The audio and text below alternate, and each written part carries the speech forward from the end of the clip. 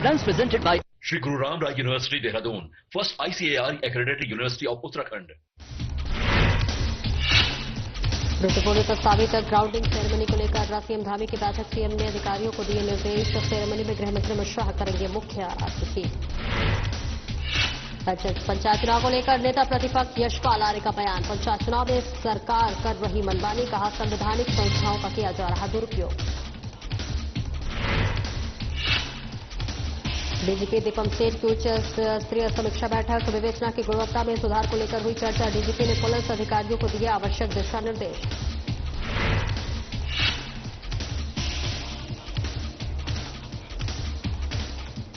ऋषिकेश में संवेदनशील हुई नीलकंठ की कांवड़ यात्रा। सुरक्षा को लेकर एटीएस की होगी तैनाती। एडीजी लॉ एंड ऑर्डर ने की ब्रीफिंग।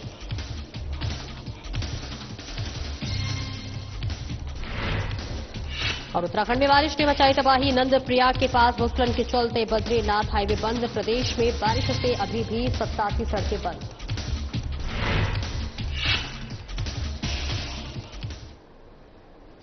नमस्कार, स्वागत है आपका। मैं हूं आपके साथ सपना दीपक मद्देशा। बुलेटिन का आगाज करेंगे। आज मुख्यमंत्री आवास पर मुख्यमंत्री पुष्कर सिंह धामी ने अहम बैठक की है। जी हां, आपको बताते चले महत्वपूर्ण बैठक बताई जा रही है मुख्यमंत्री आवास पर, जहां रुद्रपुर में प्रस्तावित 1 लाख करोड़ की ग्राउंडिंग सेरेमनी को लेकर अधिकारियों के साथ बैठक की है। ग्राउंडिंग सेरेमनी में केंद्रीय गृह मंत्री अमित शाह करेंगे मुख्य अतिथि रहेंगे। इस बीच अधिकारियों को मुख्य सेवक के भी निर्देश। जहां कार्यक्रम को भव्य बनाने के लिए सभी तैयारियां समय से करें पूरी। अमित शाह का आगमन उत्तराखंड वासियों के लिए गौरव की बात। सीएम धामी ने कहा, राज्य के औद्योगिक विकास को मिलेगी नई दिशा और गति। रोजगार के अपार अवसर होंगे। स्थानीय युवाओं को मिलेगा रोजगार।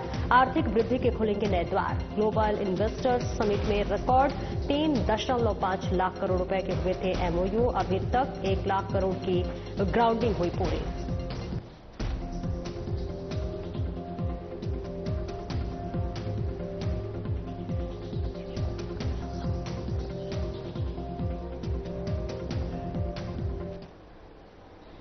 और वही नेता प्रतिपक्ष यशपाल आर्य का बड़ा बयान सामने आया है, जिसमें उन्होंने कहा है कि पंचायत चुनाव को लेकर सरकार कर रही मनमानी, सरकारी मशीनरी और संवैधानिक संस्थाओं का किया जा रहा दुरुपयोग।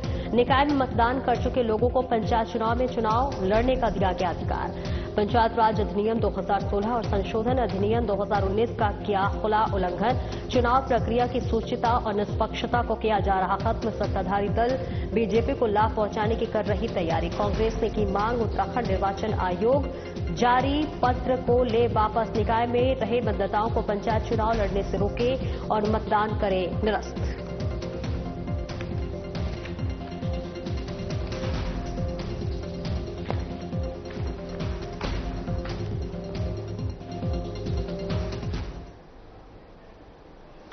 और आगे बढ़ेंगे। त्रिस्तरीय पंचायत चुनाव को लेकर राजकीय स्नातकोत्तर महाविद्यालय गोपेश्वर में चल रहे प्रशिक्षण सत्र के दूसरे दिन जिलाधिकारी और जिला निर्वाचन अधिकारी संदीप तिवारी ने प्रशिक्षण शिविर का निरीक्षण किया। इस मौके पर उन्होंने चुनाव ड्यूटी में तैनात अधिकारियों और कर्मचारियों से कहा कि निर्वाचन प्रक्रिया को गंभीरता और सजगता से संपन्न कराया जाए।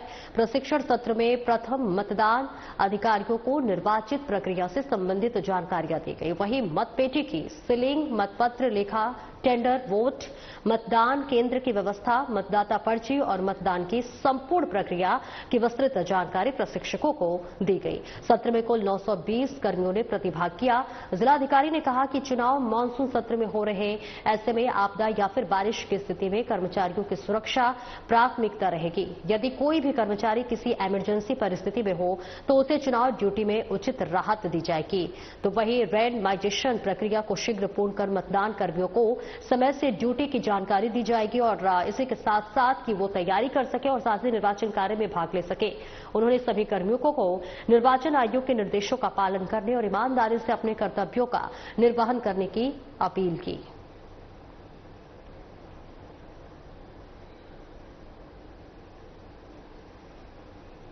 वो यहाँ बताई जाएगी और मतपेटिका का आपका ट्रेनिंग हुआ होगा मॉर्निंग सेशन में, तो बड़ा आवश्यक है कि आप उसको मतपेटिका की ट्रेनिंग को हैंड्स ऑन भी कर लें, क्योंकि विधानसभा और लोकसभा में तो हम ईवीएम के माध्यम से कराते हैं, वो बैलेट यूनिट और कंट्रोलिंग यूनिट का कनेक्शन करना एक आसान प्रक्रिया है, लेकिन इसमें थोड़ा सा टेक्निकल आपको पता होना चाहिए कि कैसे सील करना है चुनाव खत्म। तो आप सबकी सेफ्टी भी हमारी रिस्पॉन्सिबिलिटी भी है और आप लोगों की अपनी थोड़ा कॉन्शियस भी आपको चलना पड़ेगा देखते हुए, क्योंकि कुछ पोलिंग स्टेशन ऐसे होंगे जहां आपको पैदल जाना पड़ेगा या बरसात से वहां पे पैदल रास्ते क्षतिग्रस्त हो गए होंगे। तो रेंडमाइजेशन हम लोग अब इसका शीघ्र कर देंगे और जो आपका ड्यूटी का एरिया है वो आपको पता लग जाएगा पहले। तो मेरा आपसे यही अनुरोध रहेगा कि या तो आप एक बार उसको जाके देख लीजिए या वहां के लोकल पटवारी, ग्राम विकास अधिकारी या जो गांववासी हैं उनसे दूरभाष के माध्यम से आप वहां के रास्तों का स्थिति पता कर लेंगे। वरिष्ठ पुलिस अधीक्षक ने सभी अधीनस्थों को अपने अपने क्षेत्रों में अवैध मादक पदार्थों की तस्करी बिक्री में लिप्त आरोपी को चिन्हित करते हुए उनके विरुद्ध कठोर वैधानिक कार्रवाई किए जाने के लिए निर्देशित किया है। 24 घंटे में नशा तस्करी पर चंबा पुलिस की लगातार दूसरी बड़ी कार्रवाई की। होटल सेफ को 10 ग्राम अवैध स्मैक के साथ चंबा पुलिस ने गिरफ्तार किया। आरोपी के कब्जे से लगभग 3 लाख मूल्य की 10 ग्राम अवैध स्मैक बरामद हुई है। नशे के धंधे में संलिप्त कई नशा तस्कर पुलिस की रडार पर हैं। आरोपी ने जिन युवाओं को पीने के लिए स्मैक सप्लाई किया उनकी सूची तैयार कर जल्द सभी को काउंसिल के लिए थाना चंबा बुलाया जाएगा। चंबा पुलिस ने स्थानीय जनता से अपील की है कि पुलिस के साथ मिलकर नशे की बुराई के साथ मिलकर अंत करें और जनपद के समस्त थाना क्षेत्रों में पुलिस द्वारा लगातार अभियान चलाते हुए मादक पदार्थों की तस्करी में लिप्त आरोपी के विरुद्ध प्रभावी वैधानिक कार्रवाई की जा रही है।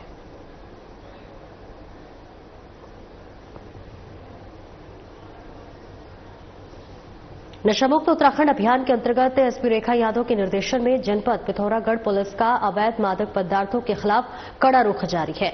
थानाध्यक्ष कनाली छीटा आरती ने टीम के साथ ग्राम ख्वातड़ी क्षेत्र में लगभग 3 नाली भूमि पर की जा रही भांग की खेती को मौके पर नष्ट किया। एसपी रेखा यादव ने बताया है कि नशे के खिलाफ चलाए जा रहे अभियान के अंतर्गत किसी भी प्रकार की अवैध गतिविधियों को कतई बर्दाश्त नहीं किया जाएगा।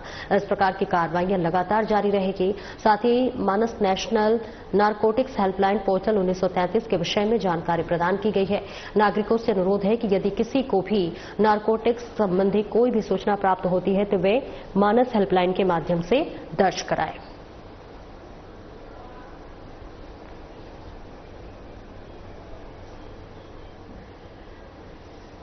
रामनगर में हुई तेज बारिश के कारण मोहान के पास स्थित पनियाली बरसाती नाला अचानक उफान पर आ गया, जिससे वहां से गुजरने वाले वाहनों की आवाजाही कुछ ही समय के लिए रोकी गई।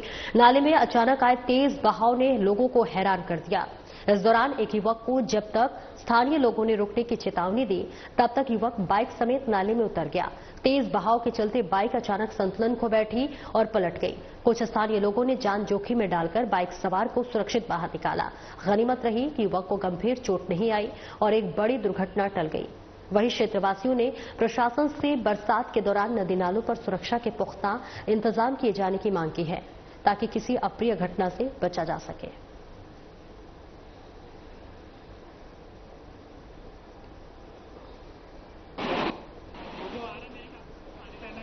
देहरादून के सहसपुर क्षेत्र में अचानक आई तेज बारिश के बाद चोरखाली में जलस्तर जो है वो जल सैलाब दिख रहा है। इस वक्त आपको बता दें कि इस दौरान 2 व्यक्तियों ने लापरवाही दिखाते हुए मोटरसाइकिल के साथ उफनते नाले को पार करने की कोशिश की है। पानी के तेज बहाव में एक व्यक्ति बह गया। हालांकि कुछ दूरी पर व्यक्ति ने खुद को किसी तरह संभाल लिया और ये पूरी घटना का लोगों ने वीडियो बना लिया, जो सोशल मीडिया पर तेजी से वायरल हो रहा है।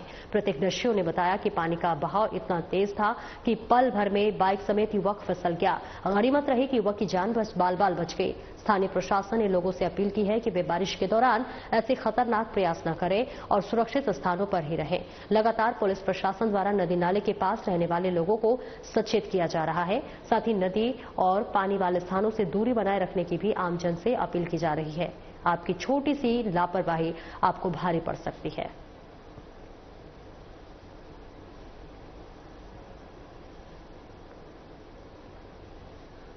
रायपुर क्षेत्र में हुई वाहन चोरी का दून पुलिस ने बड़ा खुलासा कर दिया। जी हां, पुलिस ने 2 आरोपियों को स्कॉर्पियो के साथ गिरफ्तार किया है।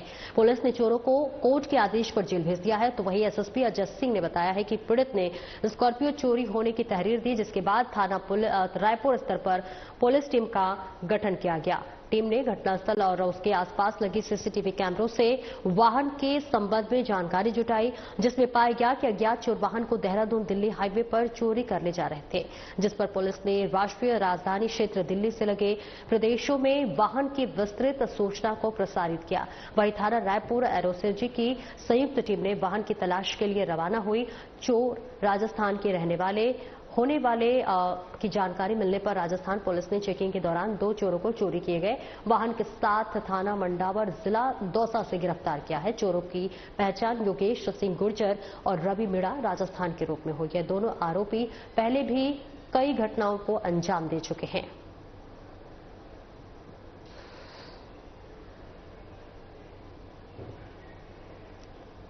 पुलिस कप्तान अजय सिंह के निर्देश पर रानीपोखरी थाना पुलिस ने नाबालिगों के द्वारा चलाए जा रहे वाहनों की चेकिंग की। इस दौरान 12 नाबालिग वाहन चलाते हुए पकड़े गए। जी हां, पुलिस ने वाहनों को कब्जे में लेकर सीज कर दिया और वाहन मालिकों के खिलाफ पुलिस ने 25-25 हजार रुपए का जुर्माना लगाने की कार्रवाई की है। इसके अलावा नाबालिगों को काउंसलिंग देकर उन्हें वाहन नहीं चलाने के लिए समझाया गया। परिजनों को भी नाबालिगों को वाहन नहीं देने की अपील की गई है। रानीपोखरी थाना प्रभारी ने बताया कि पकड़े गए सभी वाहन दोपहिया हैं, जिसमें 8 स्कूटी और 4 मोटरसाइकिल हैं। थाना प्रभारी विकेंद्र कुमार ने बताया कि नाबालिगों के द्वारा चलाए जा रहे वाहनों की वजह से कई बार सड़क दुर्घटनाएं होने के मामले सामने आए हैं। इसलिए पुलिस कप्तान अजय सिंह के निर्देश पर चेकिंग अभियान शुरू किया गया है। इस संबंध में लोगों को जागरूक भी किया जा रहा है। यदि जागरूकता के बाद भी लोग नाबालिगों को वाहन देने से पीछे नहीं हटेंगे तो पुलिस भी कार्रवाई करने से पीछे नहीं हटेगी।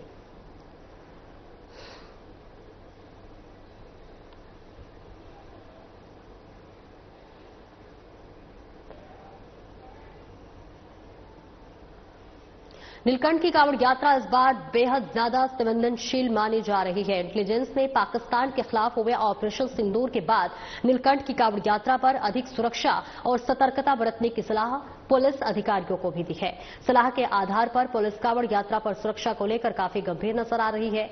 यही वजह है कि हरिद्वार के बाद ऋषिकेश, मुनिकीरेती और लक्ष्मण झूला क्षेत्र में कांवड़ की सुरक्षा के अतिरिक्त इंतजाम किए गए हैं और इसके अलावा कांवड़ मेले में पुलिस कर्मियों को ड्यूटी में किसी भी प्रकार की लापरवाही नहीं करने के निर्देश एडीजी लॉ एंड ऑर्डर भी मुरुगेशन को दे दिए हैं। बता दें कि 11 जुलाई से शुरू हो रहे सावन महीने में नीलकंठ की कांवड़ यात्रा का आगाज हो रहा है। उम्मीद जताई जा रही है कि पिछले वर्ष से अधिक कांवड़ियों की भी भीड़ नीलकंठ पहुंचेगी और यह संख्या 75 लाख से अधिक होने की उम्मीद है।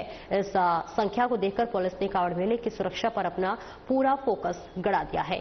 एडीजी लॉ एंड ऑर्डर ने जनपद देहरादून, टिहरी और पौड़ी पुलिस की अधिकारियों के साथ ऋषिकेश में पुलिस अधिकारियों को ब्रीफ किया है। इस दौरान पुलिस अधिकारियों को ड्यूटी में किसी भी प्रकार की लापरवाही नहीं करने के लिए कहा गया है। संदिग्धों पर सीसीटीवी कैमरों से नजर रखी जा रही है और इसके लिए निर्देश दिए गए हैं। आपको बता दें कि इस बार कांवड़ यात्रा में पुलिस कर्मियों के अलावा एटीएस की टीम को भी सुरक्षा के लिए तैनात किया जा रहा है। इसके अलावा ड्रोन से भी कांवड़ क्षेत्र पर नजर रखी जाएगी।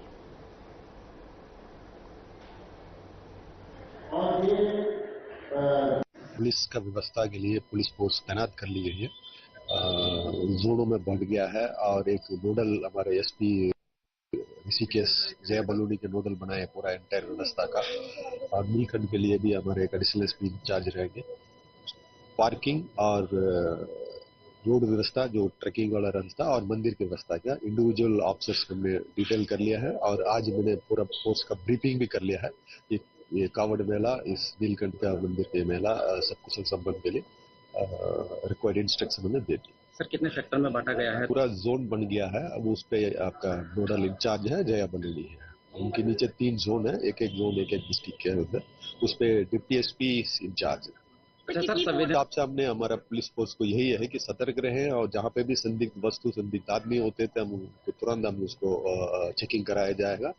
सुरक्षा व्यवस्था का पूरा इंतजाम रखा जाएगा। सर लगी है इसे नंबर। अच्छा सर, नहीं, हमारा फोर्स को यही पूरा संवेदनशीलता को साथ अपना काम करें और जो भी जहाँ पे भी अपने ड्यूटी के आसपास लोग हैं उनसे आप संवाद रखें, प्यार मोहब्बत से हम इसको मेला को संपन्न कराएंगे। तो हमारी शुभकामना है मेला इस साल संपूर्ण सब कुशल संपन्न होगा।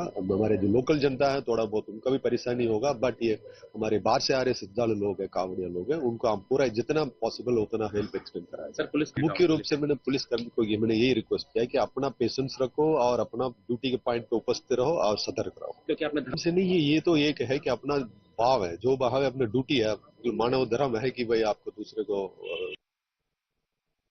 और पुलिस की चेतावनी के बाद ही पर्यटक गंगा की मर्यादा को बरकरार रखने की दिशा में जागरूक होते हुए दिखाई दे रहे हैं। यही वजह है कि लक्ष्मण झूला क्षेत्र में चलाए गए चेकिंग अभियान के दौरान अलग अलग गंगा तटों पर 8 पर्यटक हुक्का पीते हुए पकड़े गए। जी हां, जिन्हें पुलिस ने थाने की हवा खिलाई, जबकि इससे पहले गंगा के बीच में बैठकर हुक्का पीते हुए पर्यटकों की वीडियो भी वायरल हुए। ऐसे में जो अभी पुलिस की पकड़ से दूर है, चेकिंग में पकड़े जाने के बाद पर्यटक माफी मांगते हुए नजर आए, लेकिन पुलिस में बाघ गंगा की मर्यादा को तार-तार करने के आरोप में पर्यटकों पर चालान काटने की कार्रवाई की और उन्हें फिर से इस प्रकार की हरकत नहीं करने की हिदायत दी गई। इसके अलावा पर्यटकों के परिजनों को भी उनकी इस हरकत से अवगत कराया गया। लक्ष्मण झूला थाना प्रभारी संतोष पैथवाल ने बताया कि पुलिस कप्तान लोकेश्वर सिंह के निर्देश पर गंगा तटों पर ऑपरेशन लगाम के तहत कार्रवाई की जा रही है। बेलगाम पर्यटकों पर लगाम लगाने की कोशिश है। पुलिस ने पर्यटकों से धार्मिक क्षेत्र की मर्यादा को बनाए रखने की अपील की है। मर्यादा का उल्लंघन करने पर कार्रवाई करने की चेतावनी दी है।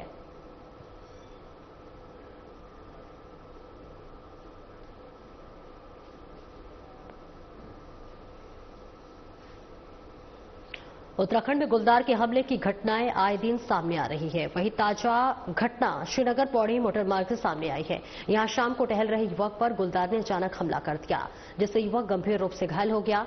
तो वहीं घायल युवक की पहचान रोबिन कैतूरा निवासी उफाल्डा के रूप में हुई है। हालांकि गुलदार के हमले के दौरान रोबिन ने हिम्मत दिखाते हुए खुद को बचाने की कोशिश की और शोर मचाया। आसपास मौजूद राहगीरों के शोर करने पर गुलदार जंगल की ओर भाग गया। घायल अवस्था में रोबिन को तत्काल स्थानीय लोगों की मदद से संयुक्त अस्पताल श्रीनगर में भर्ती कराया गया। वही घटना के बाद से क्षेत्र में दहशत का माहौल है। ग्रामीणों और स्थानीय लोगों ने वन विभाग से मार्ग पर गश्त बढ़ाने और गुलदार से निजात दिलाने की मांग की है। वन विभाग के अधिकारियों ने घटना की पुष्टि करते हुए बताया कि क्षेत्र में वन्य जीवों की गतिविधियों की निगरानी की है। इसी के साथ वही मेयर आरती भंडारी ने सभी से सतर्क रहने की अपील की है। उन्होंने लोगों से सुबह 7 बजे से पहले शाम 7 बजे के बाद घर से बाहर अकेले न निकलने और बच्चों का विशेष ख्याल रखने की अपील की है।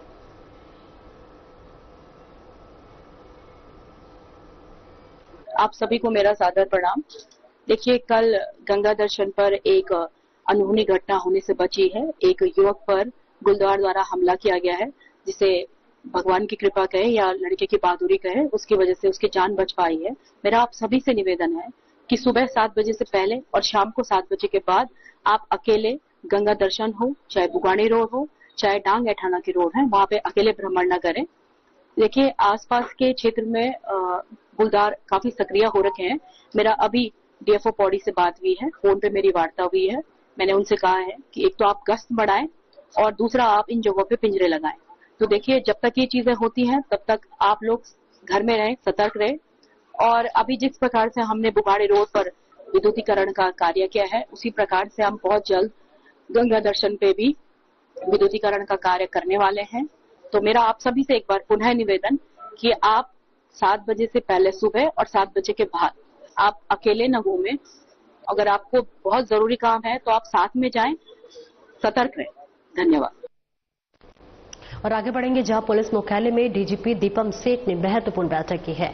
जी हां, आपको बताते चले कि जहां बैठक महत्वपूर्ण बताई जा रही है, विवेचना की गुणवत्ता सुधार को लेकर उच्च स्तरीय समीक्षा बैठक की गई है और अपराधों की जांच में पारदर्शिता और वैज्ञानिक दृष्टिकोण पर भी चर्चा हुई है। विवेचना की गुणवत्ता में सुधार के लिए अधिकारियों ने अपने अनुभव साझा किए। पुलिस अधिकारियों को कड़े निर्देश दिए गए हैं, तो वहीं न्यायालयीय निर्देशों के अनुपालन में थानों से लेकर कप्तानों तक जवाबदेही होगी। तय विवेचनाओं के नियमित मॉनिटरिंग के लिए एडिशनल एसपी और सीओ होंगे जिम्मेदार। अपराधों के लिए सरल और अपराध आधारित एसओपी करे तैयार, विवेचना हो सही और निष्पक्ष। साक्ष्य। जांच प्रक्रिया में वैज्ञानिक साक्ष्य, वीडियोग्राफी और इन्वेस्टिगेशन प्लान को करें शामिल।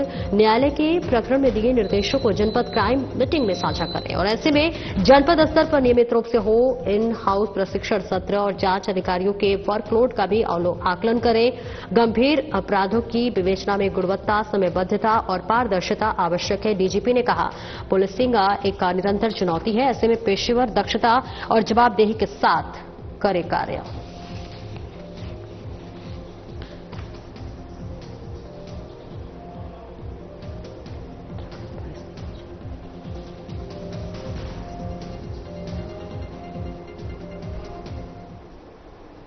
और आगे बढ़ेंगे, जहां उत्तराखंड में बारिश ने तबाही मचा दी है, जिससे जनजीवन अस्त व्यस्त होता हुआ नजर आ रहा है।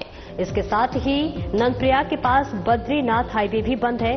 भूस्खलन के चलते यात्री फंसे हुए हैं। मौसम विभाग ने येलो अलर्ट जारी किया है। देहरादून, रुद्रप्रयाग, बागेश्वर और नैनीताल जिले में तेज दौर बारिश का येलो अलर्ट जारी किया गया है। अन्य जिलों में हल्की बारिश के भी आसार नजर आ रहे हैं। 14 जुलाई तक प्रदेश भर में तेज दौर की बारिश होने की संभावना है।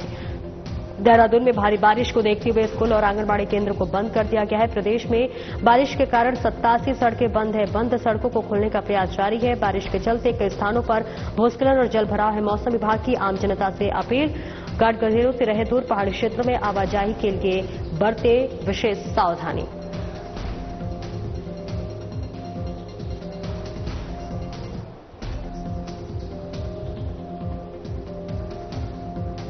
तो देखिए, तस्वीरें आपको दिखा रहे हैं जहां पर उत्तराखंड में लगातार बारिश की वजह से जनजीवन अस्त व्यस्त होता हुआ नजर आ रहा है। सड़कें बंद है। 14 जुलाई तक प्रदेश भर में तेज दौर की बारिश होने की संभावना जताई गई है। अब इसके साथ ही साथ 87 सड़कें बंद है, जिन्हें रास्तों को खोलने की जो कोशिश है वो लगातार की जा रही है। बारिश के चलते कई स्थानों पर भूस्खलन और जलभराव भी हो गया है।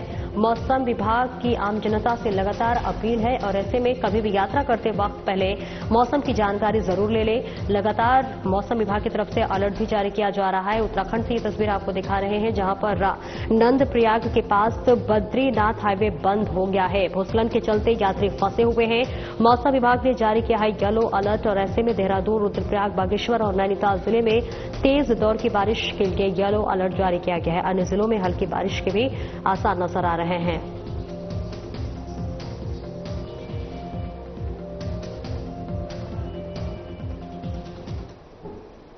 और इस खबर पर ज्यादा जानकारी के लिए हमारे संवाददाता हमारे साथ जुड़ रहे हैं। धर्मेंद्र सिंह हमारे साथ जुड़ रहे हैं और दीपक नारंग भी हमारे साथ जुड़ रहे हैं। दीपक, सबसे पहले आपके पास आना चाहूंगी। देखिए, लगातार बारिश की वजह से कई सड़कें बंद हो गई हैं, यात्री भी फंस गए हैं भूस्खलन की वजह से। ऐसे में उन यात्रियों को निकालने की कोशिश की जा रही है क्या?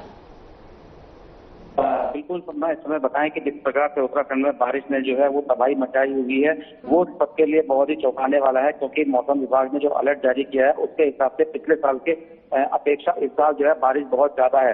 और ये बारिश का जो दौर है वो बहुत पहले से शुरू हो चुका था। हालांकि मानसून आने के बाद से जो है बारिश का दौर बढ़ा है और ऐसे में कई जगह पे जो है भूस्खलन की जो है वो समस्याएं सामने आ रही है, लेकिन प्रशासन इसमें पूरी तरीके से अलर्ट नजर आ रहा है। नंदप्रयाग के बाद बद्रीनाथ जो हाईवे बंद है उसको खोलने का प्रयास जारी है और उसमें जो यात्री फंसे हुए हैं उनको किसी ठिकाने पे पहुंचाने के इस समय पर प्रयास जिला प्रशासन कर रहा है। इस समय पर एसडीआरएफ, जल पुलिस और सिविल पुलिस के साथ साथ में जो तहसील प्रशासन की टीम है वो मौके पर है और किसी भी तरीके से यात्रियों को कोई परेशानी ना हो उसका ख्याल रखा जा रहा है, क्योंकि मुख्यमंत्री पुष्कर सिंह धामी पहले ही साफ कह चुके हैं कि यात्रा पर आने वाले जितने भी श्रद्धालु हो उनको किसी भी प्रकार की दिक्कत नहीं होनी चाहिए। भले ही मौसम खराब हो तो उनको जो है सुविधा उपलब्ध कराई जाए, उनको रुकाने की व्यवस्था हो, कहीं खिलाने की वो सब व्यवस्था कराई जाए। अगर कहीं से भूस्खलन की वजह से रास्ता बंद होता है तो क्विक रिस्पांस की टीम को जो है मौके पर भेजने के निर्देश भी इसमें प्रशासन की तरफ से हैं। तो ऐसे में जिस जगह पर भी रास्ता बंद हो रहा है वहां पर क्विक रिस्पांस की टीम मौके पे पहुंच रही है और साथ में संबंधित चाहे पीडब्ल्यूडी की हो, चाहे वो